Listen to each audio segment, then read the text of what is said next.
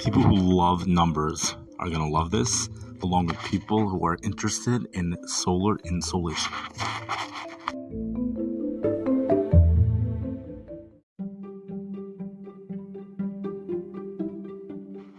Sunday, June 11th, 2023.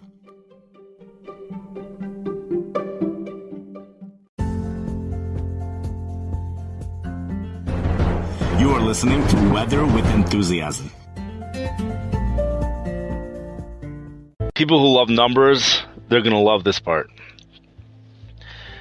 We're going to go with June 21st. So the sun is coming down at a 90-degree angle for cities which are about 23.5 degrees north latitude or so. What angle is the sun coming down at the Arctic Circle? Let's just say it's 67.5 degrees north latitude. So the way to figure that out is you do 67.5 minus 23.5. You get 67, so you go 57, you do, right, 57, 47, 44.5, 40, I think that's 44 degrees.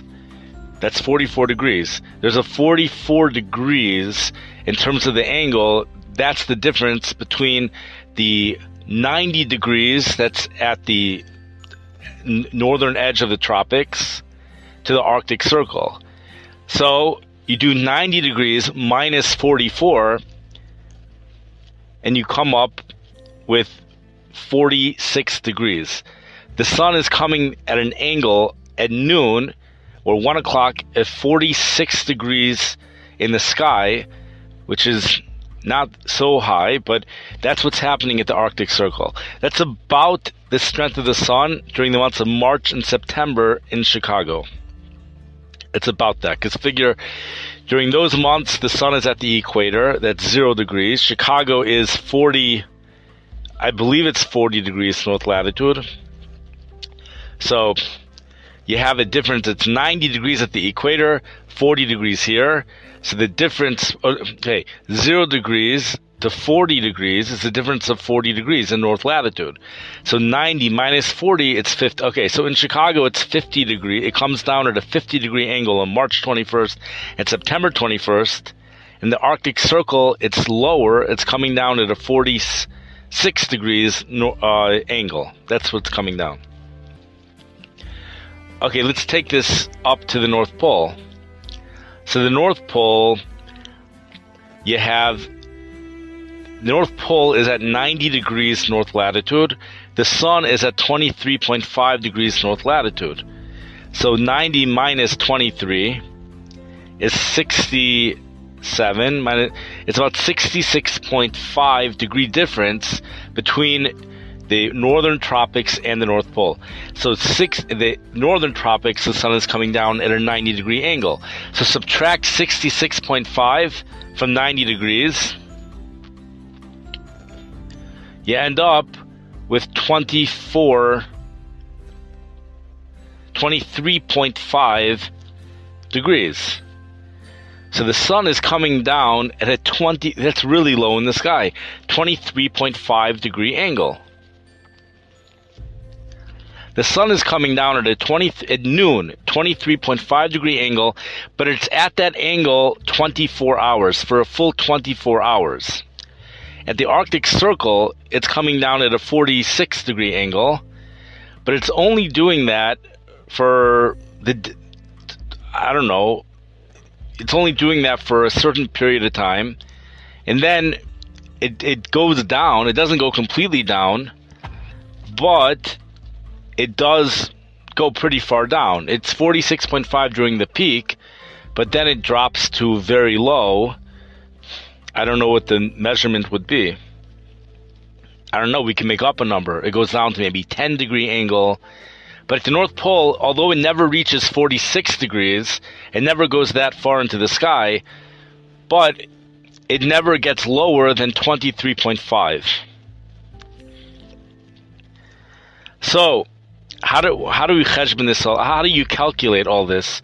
So amazingly, the National Weather Service has this solar insolation chart, and it tells you exactly what's going on, and it tells you that on June 21st, the most solar insolation is occurring at the North Pole. Now, 23.5 sounds really low. For the sun to come down at a 23.5 degree angle, that sounds really low. But I wanted to say it's pretty much exactly what it's like in Chicago, December 21st. And let's just figure it out right here to get more of an exact number. Chicago, again, is 40 degrees north latitude.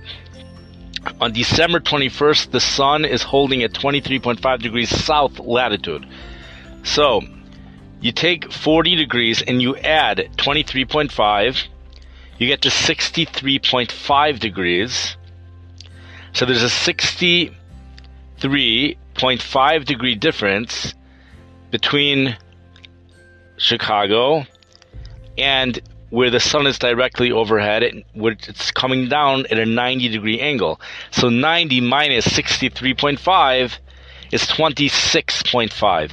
So in Chicago, December 21st, the sun is coming down at a 26.5 degree angle.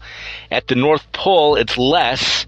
It's only at 23.5 degrees, only at 23.5. The difference would be approximately the strength of the sun in Memphis to Chicago. Memphis, December 20. So the difference would be like Memphis to Chicago. I'm thinking Memphis because these are cities that I've been to, but really it would be probably more like International Falls. Or, Chicago is you have to figure a city that's at 43 degrees north latitude. Maybe Minneapolis is at 43 degrees north latitude. I don't know. So that would be probably similar. The North Pole is probably similar to something like Minneapolis or International Falls, something like that. It's probably similar to that. I mean, figure St. Louis is there's a 2 degree difference in latitude between St. Louis and Chicago, so it's 300 miles. Let's say 300 miles north of Chicago. It's probably less because you have to do it's 300 miles, but the highways, driving is 300 miles. So let's say 200 miles north of maybe Milwaukee, Green Bay, I don't know, somewhere around there. That's okay. Now, so think about if we were to have a December sun, December 21st, and if you were to have that for a full 24 hours, how hot would it be? Okay, so it's a good question. How hot would it be? And there's no night.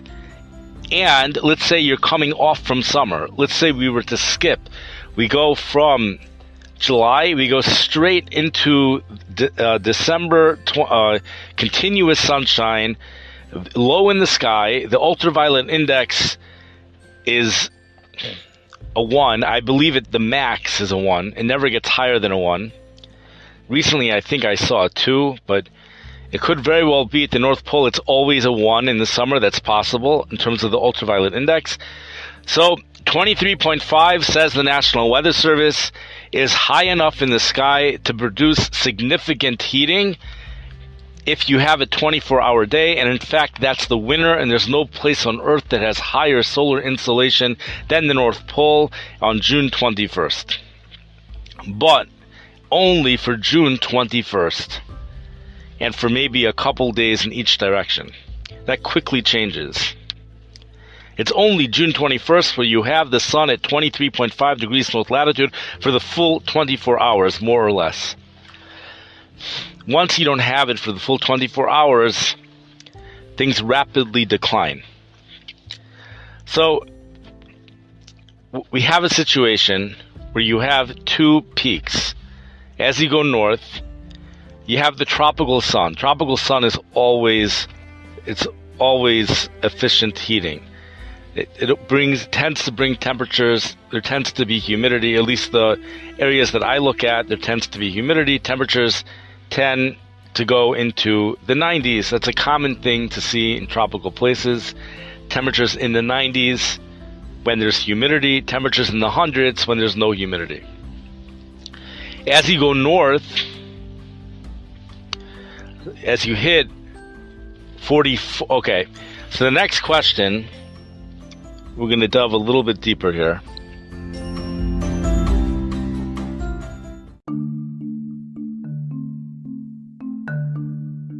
And here's another wrench, another twist, something to throw in here. So according to what we just said, one could conclude that the hottest temperatures, one might think that the hottest temperature will always occur exactly where the most solar insolation is according to that chart from the National Weather Service. So, June 21st. Well, it happened back in the heat wave, the historical heat wave at the end of June. It happened. Like in Canada, hit 121 degrees. And that took place at the end of June 2021. And as explained in the previous episode, like in Canada is around that area, 44 degrees north latitude. It's even further north of that. But in the previous podcast, we explained that 44 degrees north latitude is the second highest solar insolation in the world around there on June 21st. The highest is the North Pole. The second highest is somewhere, I'll put it like this, the highest, as you go north from the tropics, it gets higher and higher until you reach around 44 degrees north latitude. Then it starts to get less. And then when you hit the Arctic Circle, it starts to get higher again. And then the absolute peak is at the North Pole. In terms of the numbers of the units, it's about Honolulu, Hawaii, it's around 466, probably about 44 degrees north latitude, or even 42 degrees. It's probably up at like 476, maybe even higher. Maybe by the Arctic Circle, it's at 486. But like at 50 degrees north latitude, it's less than it starts dropping. So, and then at the North Pole, it's 526 units, and that's the maximum. I don't know if the Arctic, it could be 44 degrees north latitude is equivalent to the Arctic Circle.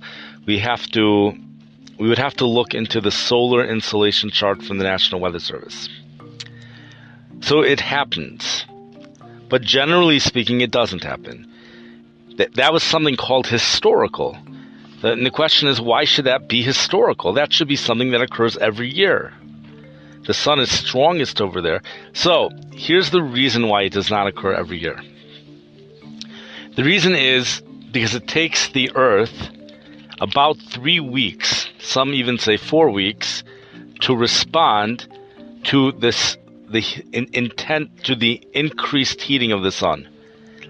Things are not instant. There's a lot to heat up. So it's kind of like if you go into a room and you put the oven on, or you put a heater on at full blast for 20 minutes. And then after 20 minutes, let's say you walk into the room and it's 55 degrees. You walk into a bedroom, it's 55 degrees. You put a heater on at full blast, let's just say for 10 minutes. Okay, so the temperature goes up to 65 degrees. Or the temperature maybe even goes up to 70 degrees. Then you put it on low. So then the temperature continues to go up, only by a little bit, but the temperature continues to go up, just it doesn't go up as quickly. 71 degrees, 72 degrees. So what happens is the temperatures continue to go up to about 3, maybe even 4 weeks. If you're by a body of water, it could be longer. It takes the water probably another 3 additional weeks to respond. Some might say, so you end up, the water might respond 6 weeks later. If it's a lake, by an ocean, maybe even 8 weeks. Some say longer. By some places, it's even longer. Some say the ocean water temperatures reach their peak around September 7th for the Northern Hemisphere. So that's far off from June 21st. But here in Chicago, Lake Michigan reaches its peak in August. So it's about 6 weeks later. In regards to the peak heating, it occurs about 3 weeks after June 21st. Maybe 4 weeks, 3 to 4 weeks. Okay, so now that becomes more complicated, and I don't have a comprehensive chart right now to be able to figure out exactly where the hottest, which area for those 3 weeks. You have to take, so at this point what you have to do is you have to add up, let's say 3 weeks is 21 days, 4 weeks is 28 days. So come up with what you have to do is figure out how much solar insolation is within a city. Take the amount of solar insolation per day for 25 days and come up with the average and give that number to the city, and then do that for different cities. So the place which is going to receive the highest solar insolation when you do it that way is not going to be 44 degrees north latitude. It's going to be, let's assume it's going to be probably 36 degrees north latitude, because you figure the sun moves about 8 degrees every month. And let's just make sure this is right, because at March 21st, it's at 23.5 degrees. April 21st, let's pretend it's 8 degrees. Let's see if it works out. At March 21st, it's at 0 degrees at the equator. By June 21st, it's at 23.5. Let's round it up to 24. Just, you have 3 months. So over a 3-month period, it travels about 24 degrees. So it's about 8 degrees a month. To make it easy, let's just say instead of 3 weeks, let's say it takes 4 weeks for the Earth to respond. Some say 3 weeks. I've seen articles that have said 4 weeks. Some say 3 weeks. But to make this nice and easy, let's say it's 4 weeks. So the sun travels at 8 degrees. So if you're at 36 degrees north latitude, how long of a period of time are you at maximum solar insolation within 8 degrees? Within 8, so, okay, you're 36 degrees north latitude. That's Death Valley, California. So May 21st, that's going to be the place with maximum solar insolation, and July 21st, May 21st and July 21st. June 21st will be the same as April 21st and August 21st. So let's say April 21st to August 21st, they are receiving, if you were to go from April 21st to August 21st, take the average, it's possible the solar insolation will be highest over around 36 degrees north latitude. It might not, because the solar insolation is significantly less when the sun is at 36 degrees north latitude, meaning it might be highest in the world, but it's still less than what it would be on June 21st at 44 degrees north latitude. But the point is that the areas receiving the most solar insolation over a 3 to 4 week period, that's not going to be 44 degrees north latitude. And in order to get the hottest temperatures, you have to be in an area which is receiving the most solar insolation for a 3 to 4 week period. You also have to be under a weather pattern where you have a stagnant air mass, like a heat dome, which happens to be situated over your city. If you happen to have that in a place which is 44 degrees north latitude, it would make sense to say that temperatures could very well reach levels that we've never seen before. Especially if you get that air mass over there long enough. In the southwest Canada heat wave, we came close to that, but we didn't see that. Like in Canada reached 121 degrees. It did not beat Death Valley's 134 degrees. It didn't.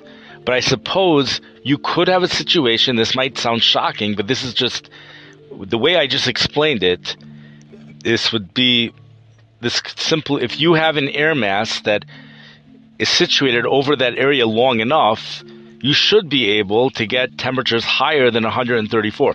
Now, you also have to realize, however, that there's no place over there that has an elevation as low as Death Valley. If you're not as low as Death Valley, it will be about 10 degrees cooler. Like Phoenix, Arizona tends to be about 10 degrees cooler than Death Valley. So you should be able to get a temperature of 124 Well, you know what? They got up to 121. That's close enough. So that's pretty much what happened. That's exactly what happened. You got a stagnant air mass over the part of the world which is receiving, if you exclude the Arctic, this part is receiving the most solar insolation ever in the world. So you got a major, major heat wave. We don't even have to come on to the greenhouse. As of now, according to the way I explained it, we don't even have to come on to the greenhouse gases. We don't have to come on to that. You could say the greenhouse gases, some say that it upped the temperature by a couple degrees. A recent article I read said it could up the temperature up to 3 to maybe even 5 degrees Fahrenheit.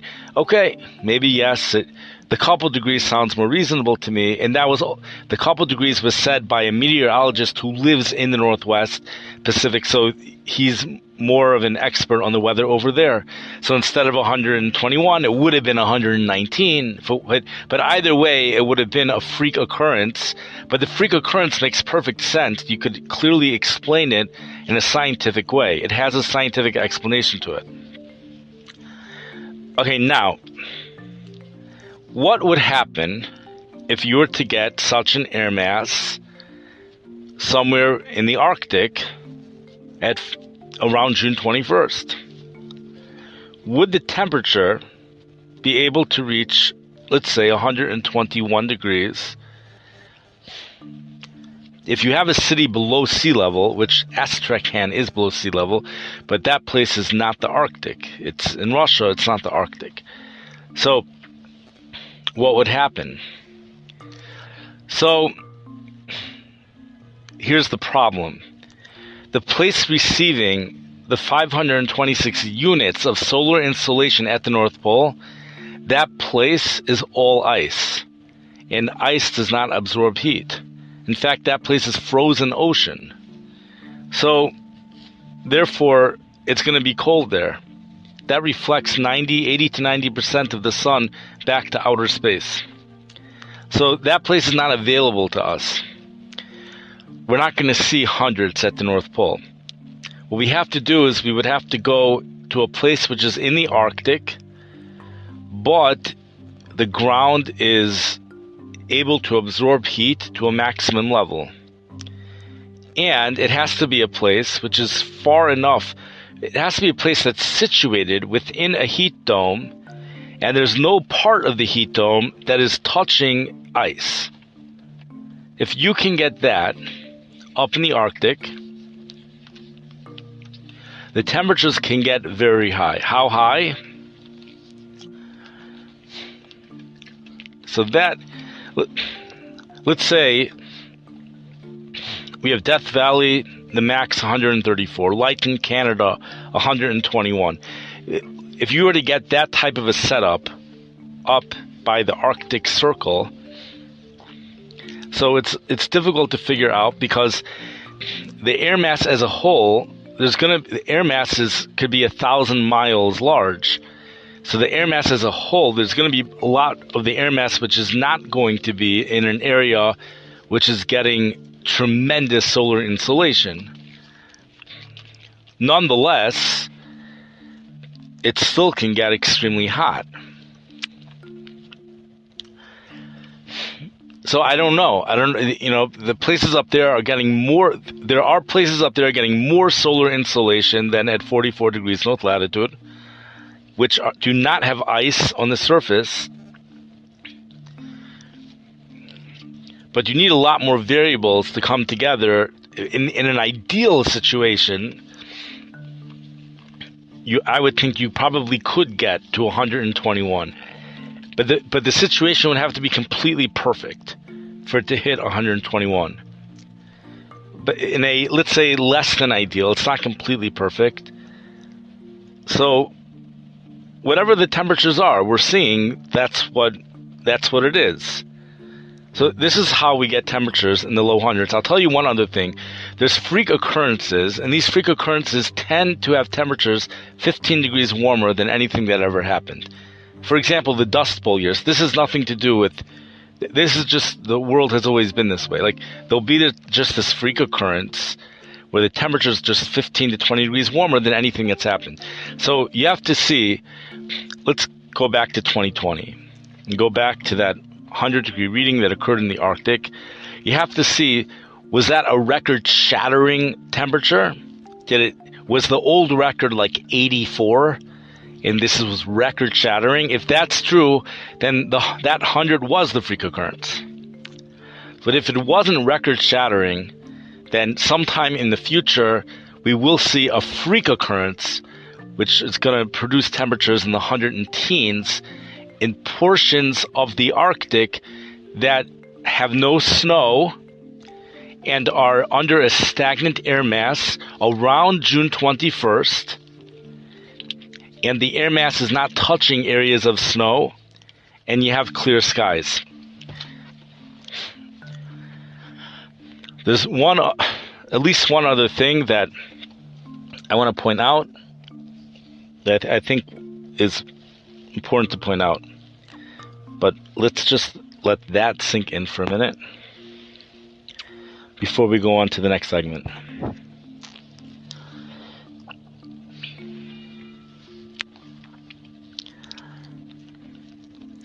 Okay, we're going to go a little bit deeper over here.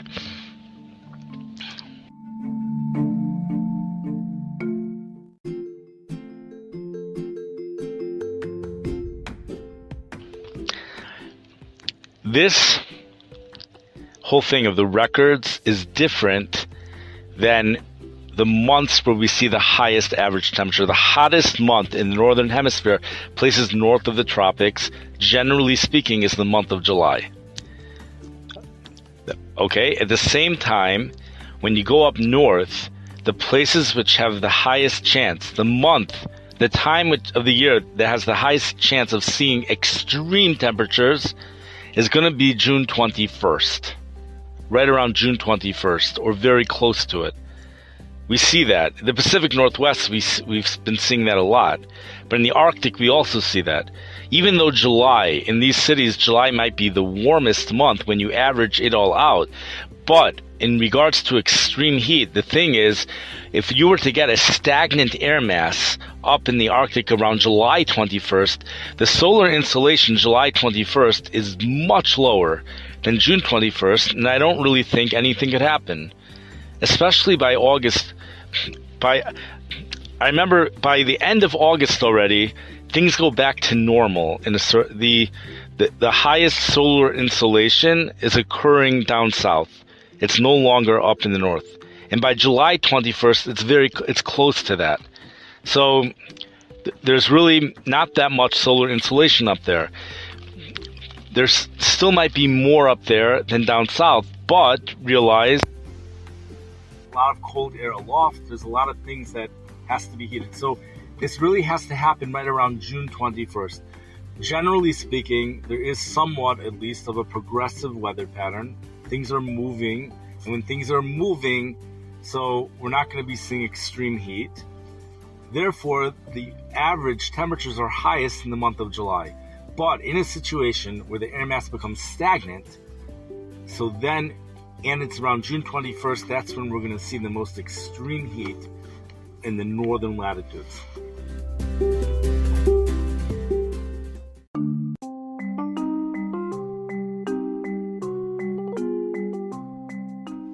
You've been listening to the podcast Weather with Enthusiasm.